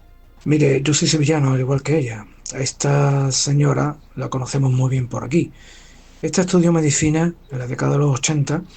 Fue una década en la que la Facultad de Medicina de Sevilla tenía un nivel muy bajo, tan bajo que tuvieron que poner con posterioridad números clausus solamente en la Facultad de Medicina. Es decir, no existía el sistema de notas de corte que ahora está generalizado para todas las facultades. No, porque el nivel era bajísimo. O sea, a ver si al final va a ser a ella a la que le regalaron el título. Apuntan bien, Vendala, saben lo que dicen, saben perfectamente. Dice un amigo mío, el otro día estaba con dos amigos y uno decía, mira, esta y otro dice, mira, son de lo peor lo más bajo. Y me dice otro que estaba al lado, no, son de lo más bajo lo peor. Bueno, Julio, un oyente, dice, mira lo que he visto en redes sociales. No puedo leerlo todo porque hay insultos y yo eso no lo hago aquí. Pero dice María Jesús Montero Cuadrado, 58 años, de pura raza choni, vulgar, ordinaria, chabacana, una hija de la... Bueno, lo dejo aquí. Es irreverente, paleta, maleducada, podrida de odio y sectarismo. Es... el pus de la política, un ser infecto. Bueno, y no puedo seguir, pero como Julio me están mandando este tipo de mensajes cada día. Sobre Vito Quiles y la solidaridad mostrada por casi 100.000 amigos para que este periodista no le saquen del Congreso. Teresa, Ignacio y Loli. Orgullos de padre tener un hijo como Vito Quiles. Bravo, Vito Quiles. La injusticia cotidiana que sufre este periodista parlamentario de 24 años, Vito Quiles, tiene más trascendencia de lo que parece, porque implica, ya sea por sectarismo cobarde, miedo insuperable o indiferencia a instituciones básicas de la democracia, como son el gobierno y la oposición, los periodistas y la empresa periodística y la propia Asociación de la Prensa de Madrid, que tiene como objetivo la defensa de las libertades de información y expresión. Todo mi apoyo para Vito Quiles, que siga así, que es nuestra única esperanza de un periodista pues que nos dice la verdad y nos cuenta las cosas con rigurosidad. Por favor, que no se venga abajo y que siga en su línea. En la entrevista del otro día, Vito contó cosas que no ha contado nunca y Miren, que sus padres tienen un apartamento en Alicante, que llegues al apartamento de Alicante y veas la pintada en la puerta de la casa de tus padres diciendo que te detengan, barbaridades, no quiero repetir. Bueno, esa es la parte más dura que no se puede, no hay que permitir nada, ¿no? Pero las hordas que empiezan en Congreso o en la calle Ferraz o en PSOE tienen tentáculos muy largos y acaban donde acaban, ¿eh? Y hay siempre alguien en la otra punta, en el otro extremo del país, dispuesto a demostrarle, siempre hay un Koldo García, ¿no? Dispuesto a que su jefe vea en él algo, una luz especial, aunque seas vigilante de un prostíbulo y de un vertedero. Y para ganarte medallas, pues hacer una pintada, insultar, golpear, pinchar una rueda, rayar un coche. Esto pasa en el PSOE. Yo no sé en otros partidos. En el PSOE le aseguro que ocurre. Y más ahora, cuando un dictador asciende no por mérito, sino por fidelidad a los suyos. Y claro, hay gente muy fiel, pero con muy pocas luces. Un ejemplo, Pilar Alegría, ministra portavoz. Hace tiempo dejaba claro que sin pruebas no se podía condenar a nadie. Tiene que aportar pruebas, porque es que no, esto se convierte en el mundo al revés. El inocente es que está condenado permanentemente a defender su inocencia. Y aquí, claro, el que miente, llega el caso de Dani Alves y es todo lo contrario porque lo ha dicho el jefe. y por tanto es más necesario que nunca seguir haciendo un llamamiento para que las mujeres sigan denunciando, y porque es también muy importante que las mujeres sepan, las víctimas... Es el nivel, Vendala, es el nivel, no. Les busca fieles, no inteligentes, sí, sí. ¿Verdad? Pero es el nivel, pero es algo más importante o peor, es el argumentario. La gente no sabe que en el PSOE funciona el argumentario. Es esa frase, ese eslogan, esa consigna, esa orden que se da cada X tiempo, a veces incluso cada día, para defender lo indefendible, para machacar con un... Entonces, todos responden ante eso. Es una especie, digamos, de correa de transmisión que llega hasta esa persona que en Alicante, en un sitio prácticamente, vamos a decir, perdido, termina pintándole la puerta a los padres de Vito Quiles. Eso es lo peor, es una organización perfectamente engrasada que además va increciendo en su agresividad conforme se siente más amenazada o tiene más miedo. Ese es el problema. ¿Cuál es lo que hay que hacer? Lo que han hecho con Vito Quiles y con esa iniciativa. 100.000 firmas. Ahí está. El pueblo tiene que recuperar la soberanía que se nos ha quitado por esta gente, no voy a decir otras palabras, por respeto a ti, Albert, y tus seguidores, lo agradezco. Que nos están sometiendo, y puede que llegue un momento en el que ya no sea posible reaccionar contra ellos. Eso es lo importante, movilizarse siempre para neutralizarlos. Escuchamos sobre el gobierno Juanvi, Silvia y Esther.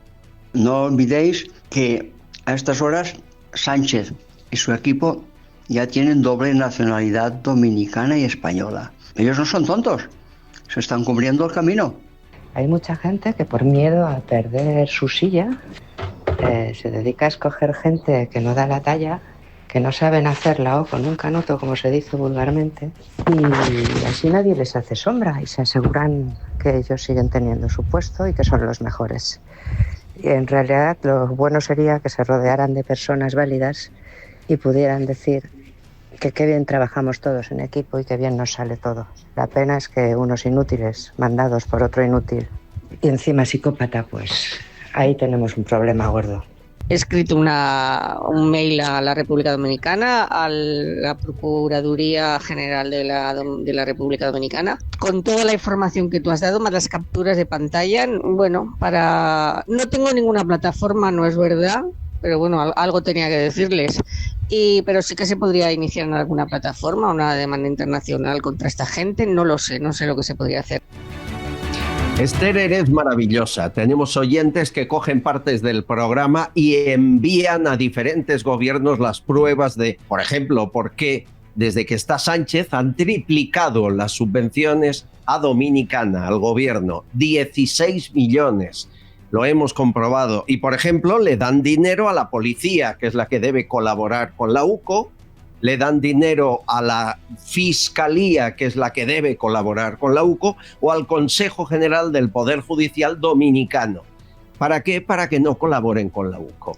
Esto es tan sencillo como se lo estoy contando. Tengo una pregunta para ti, Vendala, de una oyente, se llama Ana. Hola Albert, y enhorabuena siempre por el programa, no me canso de decírtelo. Mira, lo que te voy a preguntar va hacia el señor, a ver si me sale el nombre y no me equivoco, Francisco Vendala. Muy bien. Para preguntarle que si lo que está pasando en Ceuta y Melilla puede pasar en Canarias. Tú sabes que yo soy de Tenerife y estoy nerviosa pensando que si Marruecos puede invadir Canarias, como decir Ceuta y Melilla, si las llega a invadir, que son marroquíes. Pues si el señor Francisco Vendala me puede decir si Canarias está en el punto de mira de Marruecos. Pues lo ha dicho, pues sí, lo ha dicho tu seguidora al final perfectamente. Canarias está en el punto de mira de Marruecos. Señora, lo siento, pero que no le quepa la menor duda. Las primeras bazas son Ceuta y Melilla, son las más fáciles y están prácticamente conseguidas por el nivel de población que tiene también marroquí, nacionalizada o no, que da exactamente igual. Pero desde luego Canarias, por su situación geoestratégica, por las aguas que le rodean, por lo que se va descubriendo que está también en esas aguas territoriales nacionales españolas, está, no le quepa la menor duda, en el punto de mira de Marruecos. El Gran Marruecos incluye para Marruecos, por su visión, también las Canarias. Por eso yo haría un llamamiento a nuestros compatriotas canarios que por favor reaccionen cuando todavía hay tiempo, porque luego es peor, sin duda, y Canarias, por distancia, queda mucho más lejos de España que de Marruecos. Eso, a la hora de lo peor, siempre es un hándicap. Entonces, lo siento, señora, esté tranquila dentro de lo posible, pero intentemos que se mentalicen aquí, no solamente el gobierno, la oposición, las Fuerzas Armadas, de que Canarias, como Ceuta y Melilla, hay que defenderlas y hay que preparar para defenderlas, incluso con las armas, que no hay nunca que descartarlo. Cuidado con Marruecos. Sobre la guerra Ucrania y esa intención de meternos en ella, de España, de Inglaterra, de Alemania, habla Único, Beatriz y José Luis. Tanto que se habla de Europa, quiere ponernos esto, que nos van a invadir los rusos, que no sé qué. ¿Por qué no se habla en un programa sobre la otra parte? ¿Qué es lo que opina la otra parte? Porque yo he escuchado una entrevista a Putin y dice que no, que eso no tiene nada que ver, que no va a invadir Europa y nada, que solamente es para estar dominándonos a nosotros, los europeos. La batuca de la guerra la lleva Trump, o sea, Estados Unidos y Rusia. Ellos se van a repartir las tierras raras que hay allí en Ucrania. El presidente de Ucrania no pinta absolutamente nada en esta guerra y la Unión Europea menos todavía que el presidente. Se están preocupando por la guerra de Europa. En Europa no va a haber guerra ninguna. El problema en España lo tenemos abajo, en Marruecos, aquí en las Islas Canarias, sobre todo. Ustedes simplemente tengan en cuenta una cosa: al árabe no necesita arma de fuego para combatir. Combate con una daga, con un puñal, con un cuchillo. Miren, las palabras de Putin las pusimos ayer, las vuelvo a poner. Tiene razón los oyentes, escuchen. Lo que dicen sobre que después de Ucrania vamos a atacar Europa es una completa tontería. Asustan a su propia población solo para sacarles dinero, a sus propias personas, especialmente en un momento en que la economía está cayendo. El nivel de vida está cayendo. Completamente cierto. Es obvio. Simplemente todos lo reconocen. No es algún tipo de propaganda. Es lo que está sucediendo en la realidad. Necesitan justificarse. Así que asustan a su población con la posible amenaza rusa, mientras que ellos mismos extienden su dictado por todo el mundo. Es como el mundo al revés otra vez, Vendala. Tenemos ganas de guerra aquí, no la tienen los que supuestamente nos atacan. De locos. Claro, es de locos, porque ¿quién nos amenaza a nosotros? Nos amenaza a Rusia. Hasta ahora no ha dado ninguna. ninguna prueba de ello. En cambio, ¿quién nos amenaza, Albert? ¿Quién nos amenaza no impidiendo la inmigración a lo bestia que tenemos y que nos está transformando y está destruyendo? ¿Quién nos amenaza cuando nos imponen un silencio, unas mentiras? ¿Quién realmente nos amenaza cuando resulta que en Rumanía meten en la cárcel al opositor que puede ganar? Ahora en Francia anulan a Le Pen porque parece ser que podría ganar la AfD y demás. Realmente, ¿dónde está la amenaza para los europeos? ¿Dónde está la amenaza para los españoles? ¿No estará en la Moncloa la amenaza para los españoles? ¿Quién reparte nuestro dinero por el mundo o se lo mete en los bolsillos? ¿Quién contrata prostitutas, pobrecitas, y las mete en las instituciones? ¿Quién nos amenaza a nuestra forma de vivir, de ser, de lo que somos y de lo que hemos sentido siempre? ¿Quién nos amenaza a nuestra soberanía? Como ha dicho ese caballero, Marruecos, no Putin, no Rusia. Si hubiera querido algo, no lo hubiera hecho ya. No tiene ningún interés, no es tonto, es una persona bastante más comedida de lo que parece. El otro día lo decíamos, si Putin faltara, posiblemente los que vinieran fueran realmente los que nos quisieran amenazar. Pero ¿quién nos amenaza realmente? Veamos los periódicos todos los días, la corrupción es lo que nos amenaza, el paro, el que no se puede vivir, nuestros jóvenes no pueden comprar una vivienda, no pueden organizar unas familias. ¿Y eso por qué? Pues porque nuestros gobiernos son los que nos están amenazando, estas oligarquías autoritarias, por no decir dictatoriales, de las que estamos hablando y que tú pues también denuncias en tus programas, Albert. ¿Quién nos amenaza a nosotros? ¿Quién manda al inspector de Hacienda? ¿Quién manda al inspector de Trabajo en cuanto alguien se sale de la foto? ¿Quién? No es Putin, lógicamente. Está claro. El kit de supervivencia sí es necesario frente a Sánchez, no me cabe duda. Bueno, nos vamos a ir a la redacción, que tengo aún un par de invitados llamando a la puerta. Susana Gar, redacción. Seguimos aquí en la redacción de Castellón Confidencial recibiendo mensajes y opiniones muy interesantes. Es el caso de Winestra, que dice que no entiende que si un inquilino le deja de pagar el alquiler y la ley lo protege, ¿por qué no me protege a mí si dejo de pagar el agua, la luz y el gas? También Francisco dice que las declaraciones de la ministra demuestran la verdadera esencia del PSOE, que han demostrado desde su creación dictadura, latrocinios y un sinfín de esperpentos antidemocráticos que ya provocaron una guerra en España. Charo dice que vergüenza escuchar a una vicepresidenta con ese discurso y dejar a los jueces por los suelos cuando está todo el gobierno corrupto. De 10 dice que le encanta a Albert Castillón cómo das la información tanto de unos como de otros, sin fanatismo, ejerciendo el auténtico periodismo. Gracias, Albert, te escuchamos todos los días. También Alfonso, con un tono humorístico, dice que me opongo a Chiqui Montero. José Antonio dice que es andaluz. Como andaluz me da vergüenza que esta Montero hable así malamente de los andaluces. No hablamos tan analfabeto. También nos comenta nuestra amiga Carmen que en los ocupas, hablando de estos, no entran en las casas capturadas por los bancos, ya que esas viviendas les han quitado la luz y el agua. Ellos prefieren lujo. Mejor entrar en una casa que tengan todos los servicios y desgraciadamente esas solamente son de particulares. Fiel 63 dice que sigan metiendo miedo, que el programa como este y otros del mundo están abriendo los ojos a todo el mundo y están diciendo la verdad. Felicidades por el programa. Y luego Nuria dice que yo propongo a la señora Belarra comprar un edificio, quedarse en la primera planta como jefa de recepción y dejar pasar a todos sus colegas, todos los ocupas de todos los pisos, piso a piso. Y además les hace un suplemento que les podría pagar el agua y la luz. Y si es necesario el portero, más bien físico que automático. Y eso sería una manera muy actual de ser solidaria con todos estos amigos que están hundiendo a las personas trabajadoras que con un gran esfuerzo consiguen pagar la hipoteca. Y además te saldría mucho más rentable comprar el edificio. Nuestra amiga lo ha dejado bien claro. Y aquí lo dejamos, Albert, pero sí que es importante recordar que el jueves a las 22 horas, 21 en Canarias, vamos a estar en directo con todas las personas que se quieran conectar. Ojalá llaméis la atención a otras personas para que se conecten. Vamos a abrir teléfonos sin filtros, vamos a comentar con vosotros toda la actualidad y vamos a estar, por supuesto, con Albert Castillón. Apuntaros en la agenda el jueves a las 10 de la noche. Gracias, Albert. Mañana ahí estaremos.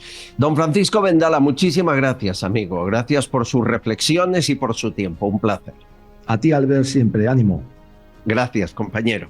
Bueno, acabamos hoy el programa con una entrevista explicando si ha cambiado o no la ocupación, porque se ha lanzado el rum de que mañana, día 3, empiezan unos juicios rápidos y ya está, la ocupación de viviendas se solucionó.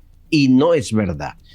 Pero antes tenemos un último mensaje y una llamada de un oyente que necesita respuesta.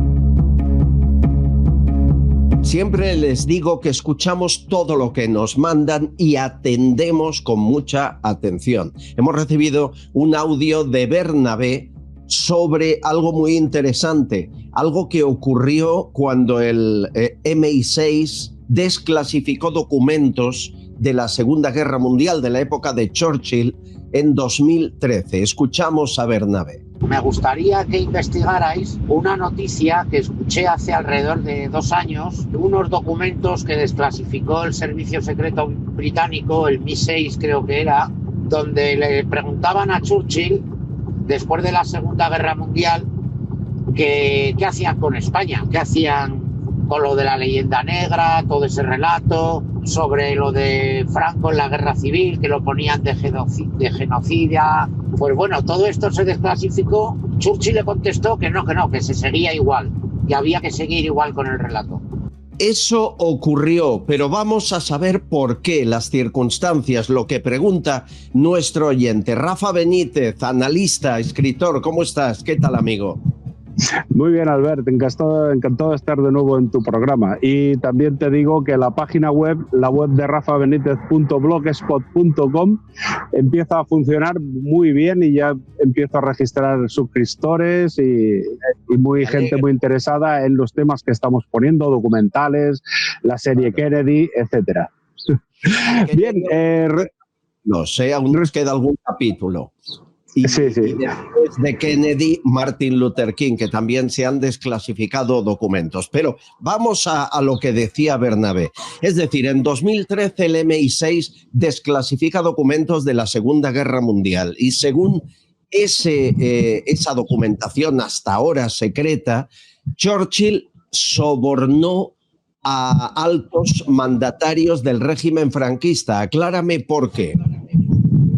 Efectivamente, el mayor temor que tenía Churchill y todo su gobierno era que Franco se declinara por apoyar a Hitler en la Segunda Guerra Mundial, participara dentro de esa guerra y se hicieran con el control del Peñón de Gibraltar, cosa que eso sería muy peligroso tanto para Inglaterra como para Estados Unidos, porque ellos necesitaban ese punto estratégico.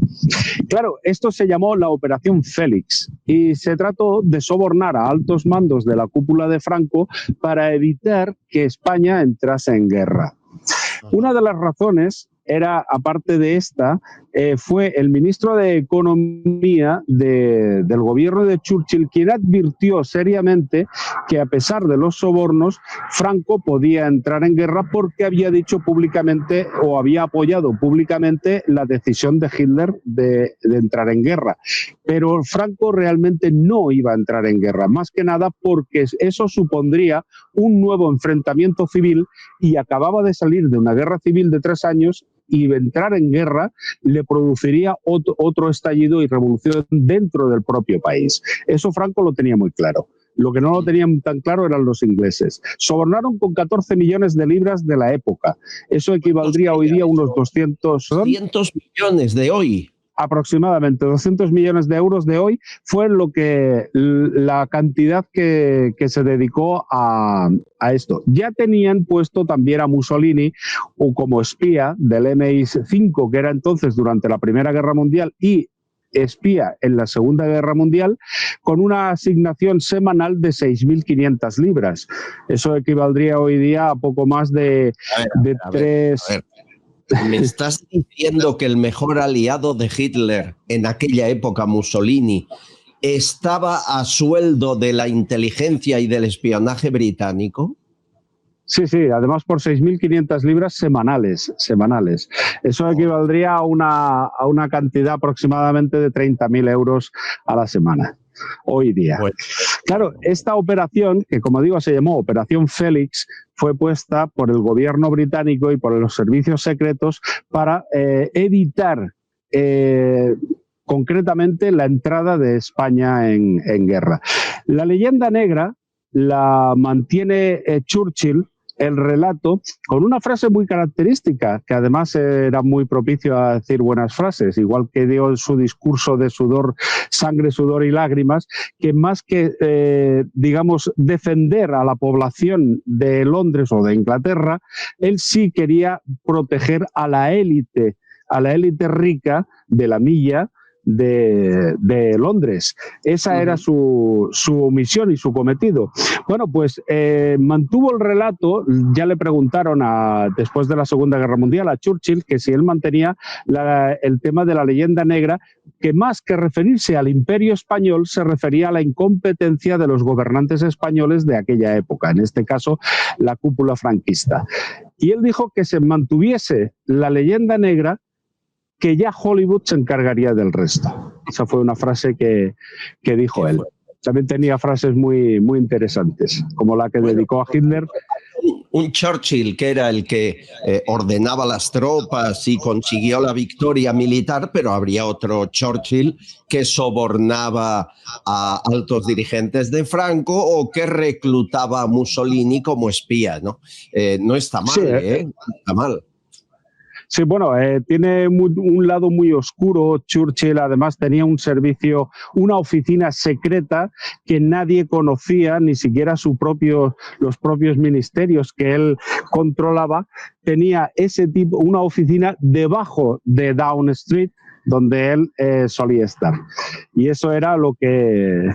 Ahí era donde, digamos, de alguna manera conspiraba con todas estas cosas. Debe estar todavía ese sótano en Downing Street, seguro. Lo que no seguro. Pero seguro, y además seguro que hay búnker debajo de esa vivienda aparentemente tan normal, ¿no?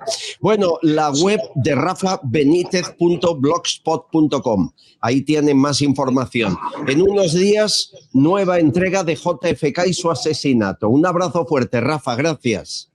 Un abrazo, Albert. Castillón Confidencial, de Albert Castillón. Javier Peno es una gran persona. Lleva 35 años en su joyería comprando joyas, brillantes, oro y ahora muy especialmente primeras marcas de relojes como Cartier y Rolex de los años 80, 90 y 2000. Y siempre ofrece una tasación más alta. Nadie te va a pagar más. Tiene 6 tiendas en Cádiz y la central está en Madrid, en la calle Arenal número 7. No te confundas, que el 7 trae suerte. En el primer piso, al ladito de la Puerta del Sol. No cierran al mediodía y son confidenciales. Si quieres hablar con Javier, le llamas de nuestra parte al 91 593 0491. 91 593 0491. De toda confianza.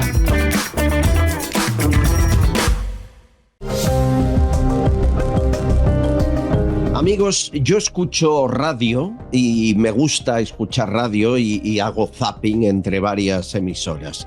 Y en COPE, en el día de ayer, decían que a partir de mañana, 3 de abril, ya la ocupación pues prácticamente será una anécdota porque se han aprobado juicios rápidos y que en 15 días, si le ocupan la casa, va a un juicio rápido y asunto solucionado. Claro, cuando escuché esto dije, aquí hay trampa, alguien no me está contando toda la verdad.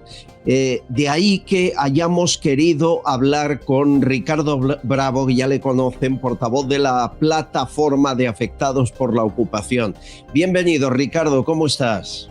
Bueno, pues aquí en la lucha, Albert, aquí seguimos. Que se arregla todo mañana, ¿no? Ya se bueno, estamos tan contentos. Pues no, lamentablemente no es así. Lamentablemente a ver, no es así. Yo recuerdo que en una sesión del Congreso, Bildu y Esquerra Republicana en enero se equivocaron al votar y votaron una reforma de la ley de enjuiciamiento criminal para celebrar juicios rápidos en casos de ocupación. Eso sí es cierto. Esto es. Sí, este trámite de la ley, porque toda esta modificación de la ley de enjuiciamiento criminal está dentro de una ley de la eficiencia de la administración de justicia que falta nos hace.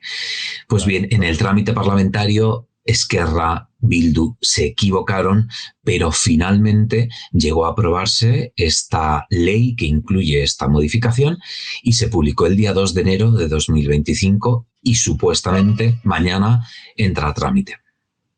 Y a partir de ahí, ¿qué significa? Si a mí me ocupan la vivienda, a partir de mañana, ¿yo en 15 días puedo celebrar juicio rápido o no? Bueno, primero habrá que ver cuál es la situación, ¿no? Porque es verdad que necesitamos a todo el aparato judicial y a las fuerzas y cuerpos de seguridad del Estado con una voluntariedad para aplicar esta modificación. Esto supondría que desde que comienzan las pesquisas se podría desarrollar el juicio en 15 días. Esto no quiere decir que te vayan a dar la orden de desahucio y lanzamiento en el momento, porque también entendemos que posteriormente los ocupas, y debido a la legislación que existe, podrán alegar vulnerabilidad o cualquier otra medida para retrasar y para evitar el desahucio y el lanzamiento. ¿Y esto afecta a la inquiocupación, al inquilino que no paga, que es la mayoritaria hoy? Pues no, lamentablemente estamos viendo cómo funciona el gobierno con sus partidos acólitos, ¿no? Y es que ellos están reduciendo a la mínima expresión la ocupación y hablan solo de datos de allanamientos y usurpaciones en un ejercicio, sin contar el verdadero problema, que es la inquiocupación, que siguen sin reconocerlo y, sin embargo, es el motivo por el cual se están cargando todo el mercado del alquiler. Incluso hay colectivos que están manifestando y lo que están haciendo es poner palos en las ruedas, porque el problema de la inseguridad jurídica viene de la ocupación y la inquiocupación, y de aquí no se legisla nada. O sea, de inquiocupación ni hablamos siquiera. Claro, para que esto se solucionara en 15 días, para empezar, Fiscalía debería estar al lado del propietario y casi nunca está, ¿verdad? Bueno, pues lamentablemente sabemos quién está al mando de Fiscalía, ¿no? Al igual que de las distintas delegaciones de gobierno, que son las que dan instrucciones a las fuerzas y cuerpos de seguridad nacional para la intervención en casos de flagrancia de este tipo de delitos. Entonces, lo que necesitamos es que una vez que se ponga en funcionamiento esta modificación, se aplique, y se aplique con la voluntariedad de todos, desde el primer policía que llega hasta el juez que va a ejecutar el juicio en 15 días. Ayer, el lunes fue, en Gijón se hizo una concentración contra ocupas e inquilinos ocupas. Me han mandado fotografías, unas 100 personas protestando, contando situaciones injustas. Ahí hay una asociación de propietarios contra la seguridad jurídica y José Manuel desde Gijón nos manda imagen. Esto es un problema nacional que desgraciadamente no se resuelve a partir de mañana. A lo mejor mejora en algún caso, pero en la mayoría de casos se queda igual. Por cierto, ¿estos cambios afectarían a casos ya ocupados o solo a los que se ocupen a partir de mañana? A los que se ocupen a partir de mañana.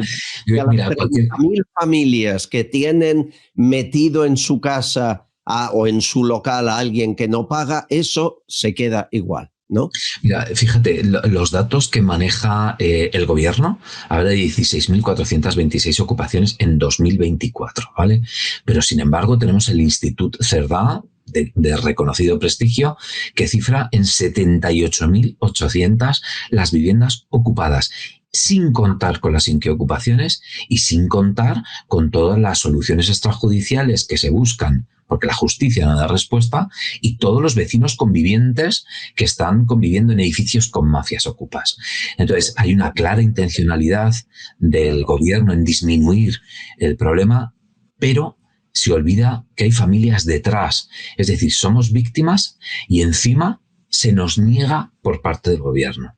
O sea que en total estaremos cerca de 80.000 familias sufriendo el problema en España, sea de propietario o de inquilino que no paga, ¿no?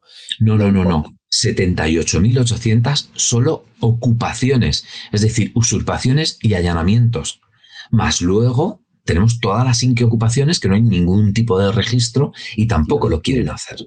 Entonces, son cientos de miles, 100.000, seguramente más de 100.000, ¿no? Las familias... Es tremendo. Fíjate porque el problema no es resolverlo, eso está claro. Vamos a mantener la vigilancia, Ricardo, porque nos manipulan en la información y hay mucha gente que dará el asunto por concluido a partir de mañana y eso no es cierto. Un abrazo fuerte, muchas gracias por tu explicación. Gracias, Albert. Gracias a vosotros por apoyarnos. Y hemos recibido desde Gijón una canción de una mujer que tiene la vivienda ocupada y le dedica esta canción a la ministra. Vivienda, casa querida, vivienda de mis ahorros, ¿quién pudiera estar tranquilo sin inquilinos morosos? Tengo que pagar impuestos, tengo que sufrir angustia, mientras el inquilino ocupa, en mi casa la disfruta.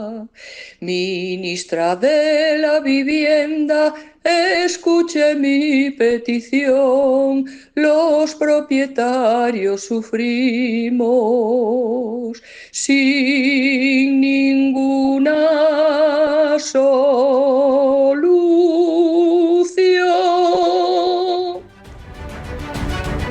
Qué bien cantas, pero he preguntado tu nombre y no me lo han sabido dar. A ver si ahora sí, amigos de Gijón, quiero saber el nombre de esta maravilla de mujer, por favor.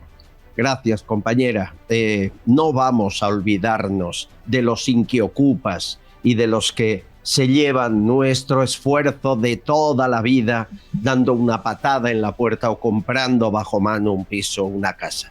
No nos olvidaremos de esos sinvergüenzas, vamos a por ellos y hasta que no los saquemos de ahí no paramos.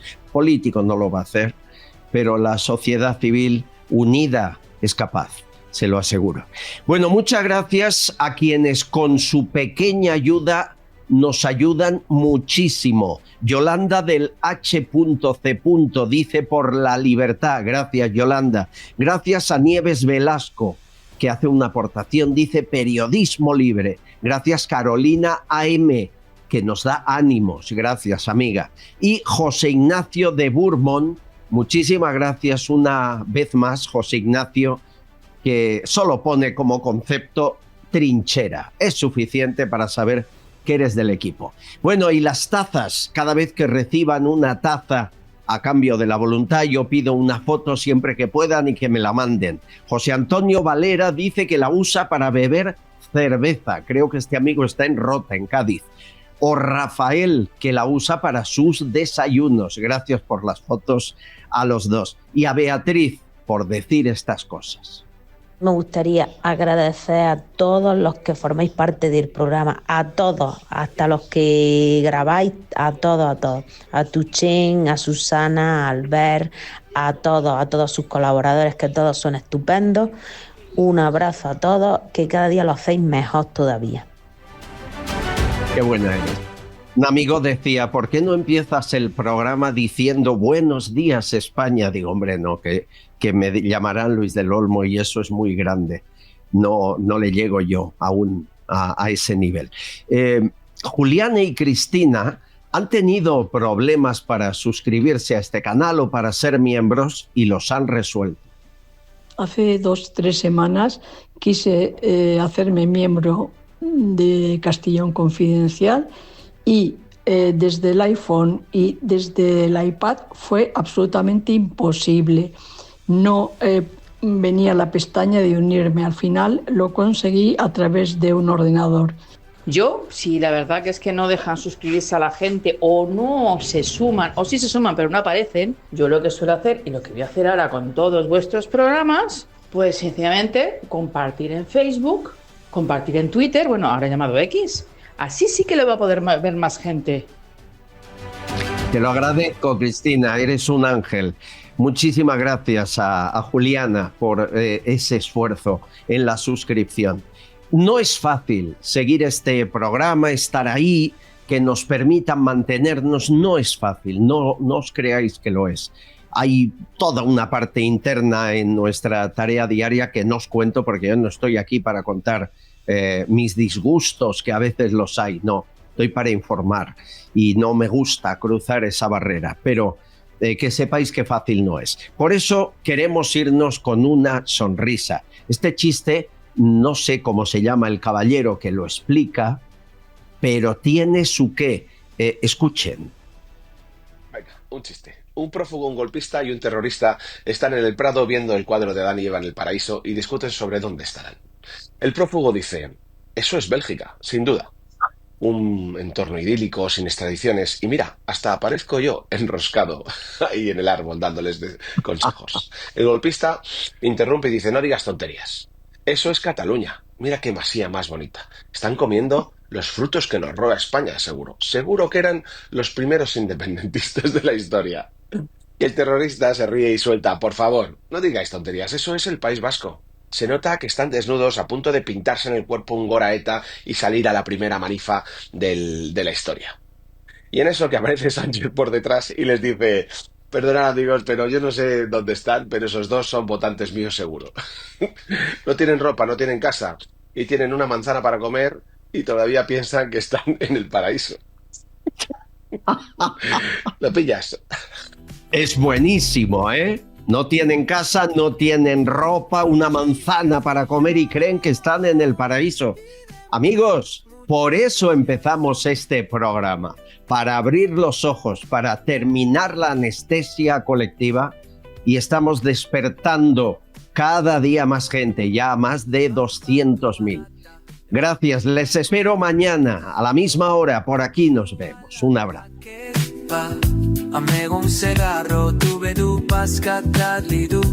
Just diva dureridi. Scattat mumma si pedidu. Skitscadeli du, batadeli du. Con esto y un bizcocho. Hasta mañana a las 8.